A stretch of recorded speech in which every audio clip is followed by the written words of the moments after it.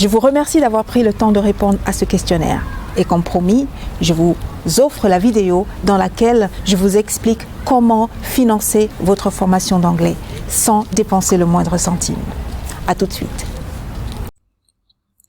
Il existe en France de nombreux dispositifs qui permettent aux dirigeants d'entreprise de faire financer leur formation. Malheureusement, selon les statistiques, 85% de ces patrons ne savent pas comment récupérer leurs fonds de formation, ni pour eux-mêmes, ni pour leurs salariés. Bonjour et bienvenue dans cette vidéo. Nous allons apprendre comment financer sa formation d'anglais professionnel pour les dirigeants d'entreprise, qu'ils aient des salariés ou pas. Ce que vous allez apprendre dans cette vidéo, c'est à connaître les règles de financement de la formation professionnelle en France, à découvrir les financements adaptés à votre propre statut professionnel, et à l'issue de cette vidéo, vous allez être capable d'obtenir le financement de votre formation d'anglais professionnel. Notre vidéo durera environ 20 minutes. Nous avons choisi des chefs d'entreprise avec des statuts différents. Christian, il est dirigeant d'une SARL, une société de services informatiques basée à Lyon. Il est TNS, travailleur non salarié. Patricia, elle est dirigeante salariée d'une SASU, organisme de formation à Strasbourg. Et enfin, Fatma, qui est fitness instructor en auto-entrepreneur à Paris. Grâce à ce panel d'entrepreneurs, nous allons explorer les opportunités qui existent en France pour faire financer leur formation d'anglais professionnel. Voici le plan de cette vidéo. En premier, nous parlerons des nouvelles règles de financement de la formation professionnelle en France. Deuxièmement, nous verrons les différents types de financement. Et troisièmement, nous verrons les particularités de ESP Training, qui est notre organisme de formation. Partie 1. Les nouvelles règles de financement de la formation professionnelle en France. Quelles sont-elles? La loi pour la liberté de choisir son avenir professionnel date de 2018. La loi la plus récente. Selon cette loi, toute entreprise, salarié, indépendant, travailleur non salarié, doit concourir chaque année au développement de la formation professionnelle et de l'apprentissage en France. Qui collecte quoi et quand? La collecte de la contribution unique à la formation professionnelle est réalisée par les OPCO, qui sont les opérateurs de compétences pour les entreprises. Donc ces entreprises reçoivent un appel à cotisation, c'est-à-dire qu'ils reçoivent un courrier qui leur rappelle qu'ils doivent cotiser pour la formation professionnelle continue et l'apprentissage en France. Cette collecte est aussi effectuée par les fonds d'assurance formation pour les travailleurs non salariés et les auto-entrepreneurs. Dans ce cas, il n'y a pas d'appel à cotisation.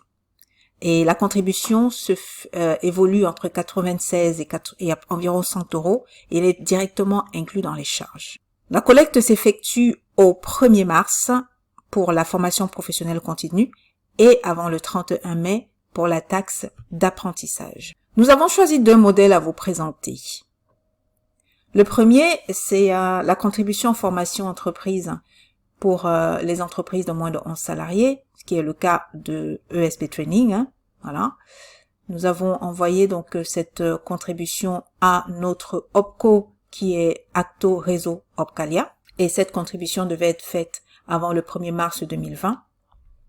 Et nous avons en deuxième la taxe d'apprentissage 2020 de ESP Training aussi qui devait être réglée avant le 31 mai 2020. Donc ces deux taxes nous ont coûté environ, je dirais si mes souvenirs sont exacts, environ 80 euros à l'année, voilà, que nous avons versé pour pouvoir avoir droit aux formations professionnelles tout au courant de l'année. Quel est le montant de cette contribution légale unique? La contribution unique à la formation professionnelle et à l'alternance est composée de la taxe d'apprentissage, comme on l'a vu tout à l'heure, et de la contribution formation professionnelle continue. La taxe d'apprentissage équivaut à 0,68% de la masse salariale, que ce soit que l'entreprise ait moins de 11 salariés ou plus. Et la contribution formation professionnelle, elle dépend du revenu de l'entreprise et du nombre de salariés.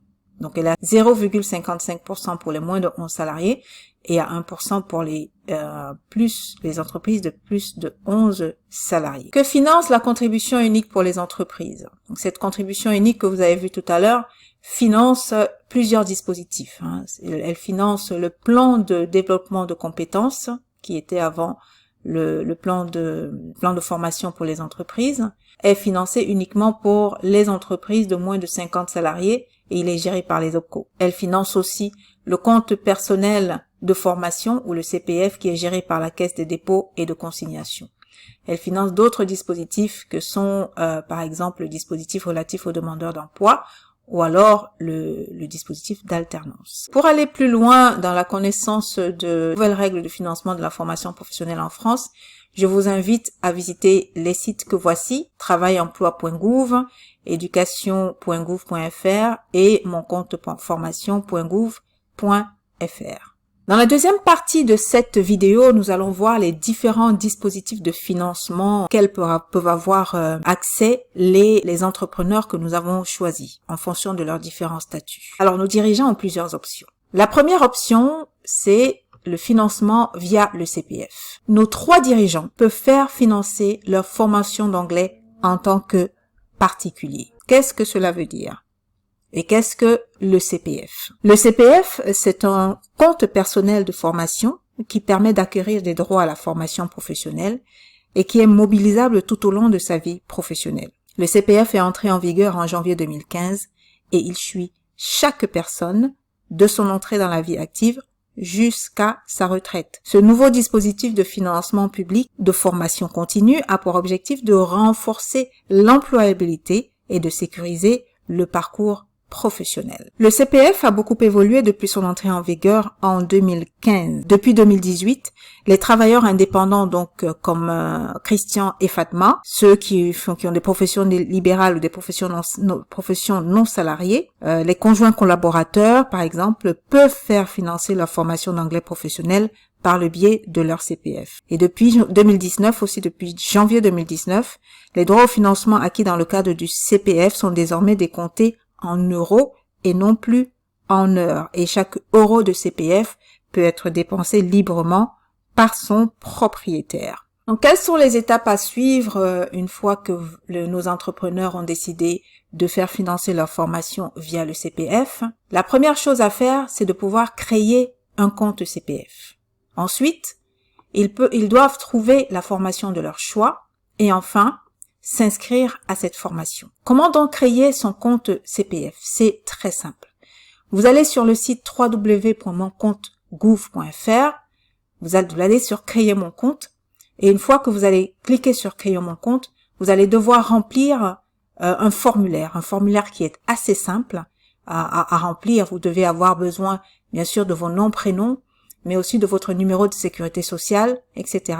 Des informations qui sont relativement simples à trouver. Une fois que vous êtes inscrit et vous avez créé votre compte, vous pouvez chercher votre formation dans le site internet du CPF, moncompteformation.gouv. Il est possible ici, pour ESP Training, de retrouver notre formation en cliquant sur le lien suivant, ce que je vais faire tout de suite. Dans le cas de ESP Training, par exemple, la formation English for Entrepreneurs, anglais pour les dirigeants d'entreprise, se retrouve là, dans le site du CPF. Donc, cette formation se fait à distance. Voilà, je vais vous expliquer tout à l'heure en quoi consiste la description Bullet LinguaSkill. Vous avez la possibilité de vous inscrire à cette formation en cliquant sur le lien ci-dessous. Voilà, quand j'ai cliqué sur je m'inscris à la formation, là si vous avez déjà un compte, vous devez marquer ici votre numéro de sécurité sociale, votre mot de passe que vous avez créé et vous vous connectez. Si vous n'êtes pas encore inscrit, vous pouvez cliquer sur je m'inscris et donc là vous avez toutes ces informations aussi que vous devez marquer, votre nom de naissance, numéro de sécurité sociale, etc., etc. Donc et après, une fois que vous avez tout rempli, tout cela, vous cliquez sur j'ai lu et j'accepte les conditions et vous créez votre compte.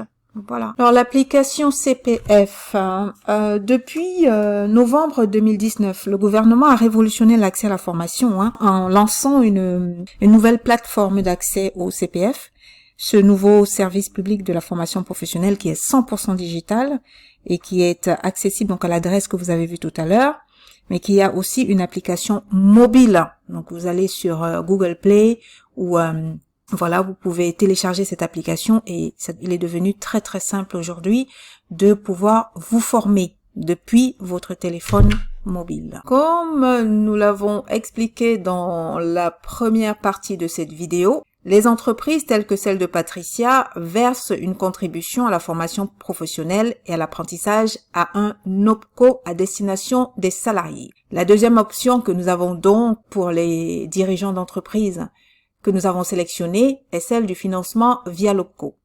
C'est particulièrement le cas de Patricia en tant que dirigeante salariée, mais ça peut être aussi le cas de Christian avec ses salariés, s'il en a dans le cas que nous avons choisi. Chaque entreprise verse une contribution à la formation professionnelle à un OPCO pour ses salariés. Ce sont donc ces OPCO qui déterminent les critères de prise en charge des actions de formation pour les salariés de l'entreprise adhérente.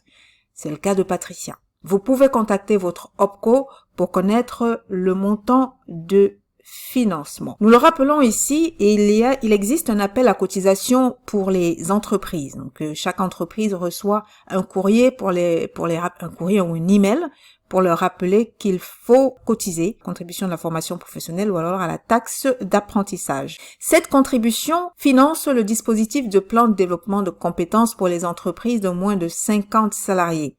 Donc Patricia, en tant que dirigeante et seule salariée de son OF, de son organisme de formation, Patricia peut donc se tourner vers son OPCO pour développer ses compétences professionnelles, notamment en faisant financer sa formation d'anglais professionnel. Donc, quelles sont les étapes à suivre? La première étape, c'est de connaître son code NAF ou APE. La deuxième, c'est de trouver son OPCO. La troisième étape, c'est de composer le dossier de financement. Et la dernière étape, c'est de démarrer la formation si on obtient un accord de prise en charge. Comment trouver son OPCO? Il y en a 11. Pour trouver son OPCO, vous allez sur le site de www.société.com, vous insérez ici le nom de l'entreprise, le nom du dirigeant ou le numéro sirène.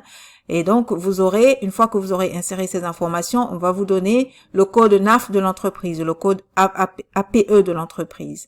Et une fois que vous avez obtenu ce code-là, vous cliquez sur le lien www.trouvermonopco.com.fr et vous trouverez donc votre OPCO grâce à votre code NAF. Une fois que vous avez trouvé votre OPCO, vous allez sur le site de cet OPCO référent. Donc, on vous l'a dit tout à l'heure, il y en a 11 depuis la loi de 2018 qui ont remplacé les OPCA. Dans le cas que nous avons montré tout à l'heure, celui de l'OPCO Acto Réseau Opcalia, il se trouve là. Donc, vous avez d'autres, vous avez OCAPIAT, OPCA 2i, etc., etc. Donc, avec votre code NAF et sur le site internet www.trouvermonopco.fr, vous allez trouver quel est l'OPCO qui est référent à votre entreprise. Tous ces OPCO-là ont bien évidemment des sites internet et vous avez la possibilité de les contacter par email ou par téléphone. Une fois que vous avez donc trouvé votre OPCO, vous allez sur le site internet, vous composez le dossier de financement, vous complétez le dossier de financement et pour compléter ce dossier de financement, vous aurez besoin de documents tels que la convention de formation qui vous est adressée par l'organisme de formation et signée des deux parties, vous et l'organisme de formation. Vous aurez besoin du programme de la formation et éventuellement du devis. Vous devez faire parvenir ces documents à votre OPCO ainsi qu'une demande de prise en charge qui a été complétée normalement sur le site internet de votre OPCO. Et vous devez le faire 1 mois avant le début de la formation. Logiquement, le délai de réponse s'établit entre 3 et 4 semaines. N'oubliez pas de bien suivre les délais et les documents demandés au risque de voir votre dossier prendre du retard dans sa gestion et ainsi dépasser la date de démarrage de la formation. Vous devez alors tout recommencer. Donc, dès que vous avez reçu votre accord de prise en charge, vous pouvez démarrer la formation. Attention, le remboursement de la formation est réalisé après la formation, après que la formation soit suivie. Il n'existe pas d'avance de frais. Pour rappel, en tant que dirigeant salarié, vous avez le droit à un budget formation utilisable par année civile, mais qui n'est pas cumulable. Si vous n'utilisez pas votre budget formation au 31 décembre 2020, votre budget de l'année est perdu. Vous aurez bien sûr droit à un autre budget pour l'année prochaine, dès le 1er janvier 2021, mais celui de cette année sera perdu. Donc la question, c'est de savoir pourquoi ne pas en profiter chaque année. La troisième option que nos dirigeants d'entreprise peuvent avoir est celle de financement via les fonds d'assurance formation qui sont les FAF. Nous avons donc Christian qui est dirigeant TNS avec ou sans salarié et nous avons Fatma qui est auto-entrepreneur. Quelles sont les mesures spécifiques que nous avons pour ces deux types d'entrepreneurs? Pour bénéficier du financement de leur formation d'anglais professionnel, il faut que nos deux dirigeants, Christian et Fatma, soient inscrits à l'URSSAF ou au RSI et être à jour de leur cotisation de formation professionnelle. Pour cela, Christian et Fatma doivent obtenir une attestation de versement de la contribution à la formation professionnelle au fonds d'assurance qui est le FAF, auprès de l'URSSAF ou du RSI. Je rappelle ici qu'il n'y a pas d'appel à cotisation et que ils ont quand même la possibilité, dans certains cas, d'obtenir un financement même sans cotisation. C'est le cas par exemple des auto-entrepreneurs qui n'ont pas fait de chiffre d'affaires. Quelles sont les étapes à suivre pour nos deux dirigeants d'entreprise? La première, c'est celle d'obtenir leur attestation de versement. La deuxième, c'est de trouver l'organisme de formation auquel ils dépendent. Et la troisième, c'est de compléter le formulaire de financement. Voici un modèle d'attestation de versement à la contribution au fonds d'assurance formation des non-salariés. Ce modèle peut être téléchargeable sur le compte URSSAF ou RSI ou en demandant tout simplement au comptable. Cette attestation de versement de la contribution au fonds d'assurance formation des non-salariés est envoyée par l'URSSAF en général en février chaque année. Et il est donc indispensable à avoir entre les mains avant d'entamer toute démarche de financement. Une fois que vous avez obtenu donc cette attestation, il vous faut savoir quel est votre FAF. Il en existe 3 majeurs. La première, c'est l'AGFIS. C'est l'AGFIS qui est le FAF du commerce et de l'industrie et des services. Son objectif est donc d'assurer le financement des formations pour les chefs d'entreprise, les dirigeants non salariés et les conjoints collaborateurs, donc ce qui est le cas de Christian. Ensuite, nous avons le FIFPL, qui est un fonds d'assurance formation qui s'adresse à tous les travailleurs indépendants qui agissent en entreprise individuelle ou en tant que gérants majoritaires et qui sont membres de professions libérales. Troisième position, nous avons le FAFCA qui apporte son aide aux chefs d'entreprise exerçant une activité artisanale. Elle a pour objet d'organiser et de promouvoir la formation professionnelle continue des artisans. Quels sont les documents à fournir? Le premier document, c'est l'attestation de cotisation et de non-cotisation. Nous l'avons vu tout à l'heure. Le deuxième document, c'est la demande de financement sur le site de l'OPCO ou du FAF. Le troisième document, c'est la formation, le programme de formation que vous devez obtenir de votre organisme de formation. Le quatrième, c'est la convention de formation signée par les deux parties, c'est-à-dire vous et l'organisme de formation. Et le cinquième document, bien sûr, c'est un RIB pour vous faire rembourser. Pour rappel, en tant que dirigeant TNS et auto-entrepreneur, vous avez le droit à un budget formation utilisable par année civile, mais non cumulable. Je le rappelle, si vous n'utilisez pas votre budget de formation au 31 décembre, votre budget de l'année est donc perdu. Mais vous avez droit à un nouveau budget dès le 11 janvier. Donc, la question de savoir pourquoi ne pas utiliser vos fonds de formation chaque année puisque vous y avez droit. Dans cette troisième partie, nous allons parler de votre OPAC, qui est le nouveau terme, la nouvelle abréviation pour les organismes de formation. Votre OPAC qui est ESP Training, donc avec un site internet actualisé et diverses modalités d'enseignement. Le site internet de ESP Training, on a esptraining.fr qui est un site local français et plus à l'international, on a le site www.englishforpro.com. Alors voici notre site internet englishforpro.com. Pareillement, si vous tapez en www.esptraining.fr, vous allez tomber sur le même site, bien évidemment. Alors en accueil, nous avons 3 possibilités d'enseignement. Nous avons le e-learning, le blended learning et le face-à-face. Vous avez des informations sur la formatrice que je suis. Nous avons les types de formation, les 3 types de formation que nous faisons, c'est-à-dire les formations en anglais des affaires, des formations en anglais métier et aussi de la préparation à la certification, principalement Lingua Skill. Si on vient sur les formations anglais des affaires, qu'est-ce que nous avons? Découvrir les formations. English for Telephoning, gérer les appels téléphoniques en anglais, Donc, nous avons les objectifs de la formation ici, se présenter et fournir un accueil personnalisé, donner ou identifier la raison d'appel, etc. Et donc, nous avons toutes les informations relatives à ce type de formation là sur le site. À l'onglet métier, qu'est-ce que nous avons en onglet métier? En découvrant les formations, nous avons de l'anglais pour les commerciaux, l'anglais pour la logistique et le transport, l'anglais pour les juristes, l'anglais pour les entrepreneurs, qui est la formation que je vous présente aujourd'hui et celle pour laquelle nous allons commencer à se former. Bien évidemment, notre organisme de formation est DataDocké. Donc, il est possible aussi sur notre site internet d'évaluer votre niveau d'anglais. Donc, vous cliquez ici sur cette clé-là et vous serez capable de connaître votre niveau d'anglais. Le test s'effectue entre 20 et 40 minutes en fonction de votre niveau de base.